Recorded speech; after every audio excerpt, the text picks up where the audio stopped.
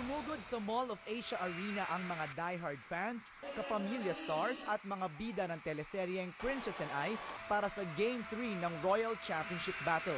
Dikit ang laban sa unang dalawang quarter. Halos hindi na magkarinigan sa arena tuwing hahawakan ni Enrique at Daniel ang bola. 47-43 ang halftime score.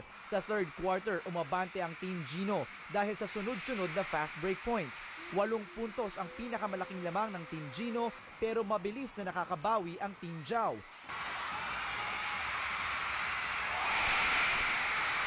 Crucial ang 3-point shot ni Daniel sa huling 2 minuto ng laban pero aksidente namang tumama ang kanyang baba sa siko ni Bobby Parks. Nabahala ang lahat. Agad siyang isinugod sa dugout para mabigyan ng first aid.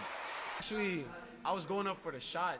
I faked a little bit, then he jumped in when I shot the shot. And lahat kami parang nabother kami kung ano ba talaga yung nangyari. He dropped it to the deck.